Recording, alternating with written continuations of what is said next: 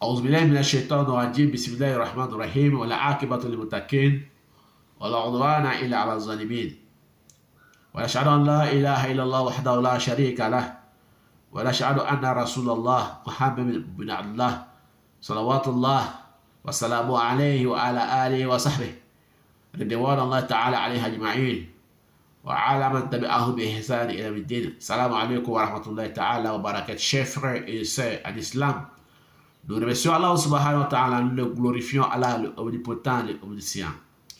Nous débutons notre intervention au nom d'Allah, le tout miséricordieux Allah, le très miséricordieux Allah. Nous demandons à Allah subhanahu wa ta'ala de nous protéger contre Satan, les lapidés, que ce soit un homme ou un djinn. Nous demandons à Allah subhanahu wa ta'ala de nous faciliter la prière, salut, paix sur les prophètes Mohammed, les messagers de Allah, notre intercédère le jour de la résurrection, et sa famille. Et nous demandons à Allah subhanahu wa ta'ala d'agréer ses disciples qui ont propagé l'islam avec lui, je crois nous. Nous remercions Allah subhanahu wa ta'ala, nous saluons avec meilleure des salutations qui est assalamu alaikum wa rahmatullahi ta'ala wa barakatuh. Nous vous parlons aujourd'hui sur notre chronologie des prophètes et messagers dans le Coran. Nous vous parlons aujourd'hui de notre 17e personne en français. Nous avons déjà parlé en Djoula et en arabe. Donc nous vous parlons en français aujourd'hui. Qu'est-ce que ça signifie quand tu vois David qui est Daoud? Ça tombe sur notre 17e personne dans la chronologie des prophètes dans le Coran. Donc David, son rêve, il y a beaucoup de bien dedans, qu'Allah fasse que soit bonheur pour moi et pour vous et pour tout le monde, Inch'Allah Ta'ala. Chers frères et sœurs en islam, celui qui voit David dans les rêves, ça parle de la royauté. Tu vas gouverner une entreprise, tu vas gouverner une famille, tu vas gouverner un pays, tu seras un chef de canton. Donc ça parle de tout ça. Ça peut nous parler aussi que tu vas voir la force. Allah va te donner la puissance. Allah va te donner la puissance dans toutes choses. Si tu étais quelqu'un qui n'a pas de puissance dans l'amour, même dans l'amour, dans l'accouplement, Allah va te soigner, tu vas avoir la force. Ton sexe va redevenir normal. Tu vas avoir la force. Tu vas avoir la guérison sexuelle. Donc ça peut nous parler aussi, chers frères et sœurs en islam, de la puissance de la personne. Tu seras un homme puissant. Les gens vont te craindre. Donc tu vas être un homme qui est puissant. Donc un homme fort. Ça peut nous parler aussi de l'amour de Allah subhanahu wa ta'ala. Allah va t'aimer et tu vas aimer Allah subhanahu wa ta'ala. Et Allah mettra ton amour dans le cœur des gens, dans le cœur de toutes choses. Donc, ça peut nous parler aussi de l'agrément de Allah. Allah mettra son agrément sur toi. Il mettra son agrément sur toi et l'agrément des gens aussi seront sur toi et tout le monde va t'agréer, Inch'Allah Ta'ala. Ça peut nous parler aussi que tu vas gouverner les choses, toute créature, toutes choses. Allah va te donner la gouvernance de toutes choses. Donc, ça peut nous parler aussi, chers frères et sœurs en islam, que Allah subhanahu wa ta'ala va te donner la maîtrise de toutes choses de la création. Tout ce qui est créature, Allah va te donner la maîtrise. Tu vas les maîtriser. Tu vas maîtriser les chevaux, tu vas maîtriser les animaux, les berceaux, tu vas maîtriser les métals, tu vas maîtriser tu vas façonner les maisons, les bois, tout. Tu seras un charpentier. Tout ce qui est création, Allah va te faciliter, tu vas les maîtriser. Donc, ça peut nous parler aussi, chers frères et sœurs en islam.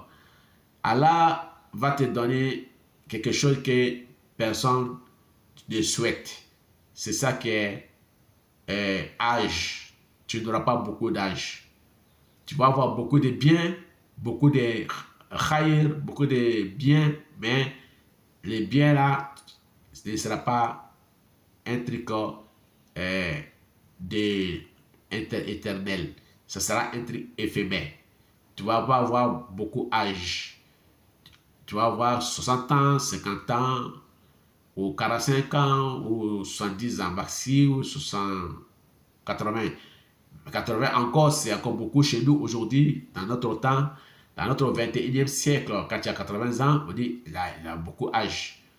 Ou bien tu as 100 ans, on dit il a beaucoup d'âge. Mais donc, ça nous parle de cela, que la personne là, avec notre siècle, 21e siècle, tu n'auras pas beaucoup d'âge. Tu vas mourir vite. Mais avant de mourir, tout ce qu'on vient de dire, Allah va te faciliter tout ça. Beaucoup l'argent, tu vas gouverner les gens, Allah va te donner la facilité, la maîtrise des choses, toutes ces choses, comme nous avons dit déjà. Donc, ça peut nous parler aussi, chers frères et sœurs, en islam, de la baraka. Allah va faire de ça la baraka chez toi, dans ta maison. Il va mettre la baraka dans ta famille. Il va te donner la puissance. Les gens vont te craindre. Les animaux vont te craindre. Les berceaux vont te craindre. Donc, Allah va aussi te faciliter. Toi qui as rêvé, Allah va te faciliter la chance. Quand tu vas faire un concours, tu seras gagnant. Tu vas faire un examen, tu seras gagnant. Tu vas chercher du travail, tu es au chômage, tu auras la chance, tu vas avoir un travail. Tu seras un homme chanceux, tu ne seras pas un homme en poisse. Tu seras quelqu'un, si tu mets ta main dans quelque chose, la chose est réussie. Même dans l'agriculture, tu plantes un arbre, il va fleurir, il va pousser. Où on dit que quand on plante quelque chose et que ça ne pousse pas, toi tu plantes, ça pousse. Quand on dit qu'on n'arrive pas à faire rentrer cette matière dans un truc, toi tu viens, tu peux le faire. Quand on dit qu'on n'arrive pas à soulever quelque chose, toi tu viens, Allah te facilite. Quand il vient, on dit que la personne là, il est très difficile, il est mentalement touché, on n'arrive pas à le maîtriser. Quand il vient, Allah va te faciliter, tu vas le maîtriser. Et quand il y a économie qui est mélangée, il y a un problème économique dans le pays, toi tu es là, tu viens, Allah te facilite, tu règles le problème économique. Donc voilà, mais tu n'auras pas longue vie. C'est ça l'inconvénient. Donc tu ne vas pas avoir longue vie comme les autres personnes. Sur tous les biens, tu auras sauf longue vie. Donc, et tu vas avoir un mot brusque. Un mot brusque veut dire, mais on dit, mais hier nuit, il a dormi, il a causé avec nous hier nuit. Mais hier nuit, on était ensemble. Mais on a mangé ensemble hier nuit, il n'avait rien. Mais hier nuit, on a marché un peu. Mais hier, on a fait toute la journée ensemble. Mais hier soir, on a causé. Tu vas dire ça. Donc, mais tu vas avoir un mot brusque. Donc, voilà l'inconvénient des rêves qui est dans les rêves de Daoud, alayhi salam. Qu'Allah fasse qu'elle soit bonne pour moi et pour vous. C'était notre 17e personne dans la chronologie des prophètes messagers dans les rêves. Qu'Allah fasse qu'elle soit bonne pour moi et pour vous.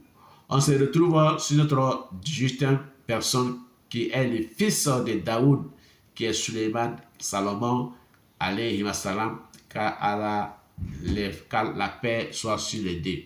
Donc nous allons vous parler en Joula et en arabe et en français. Wassalamu alaikum wa rahmatullahi wa barakatuh. Wa ila lika, wallahu a'lam, c'est Allah qui sait.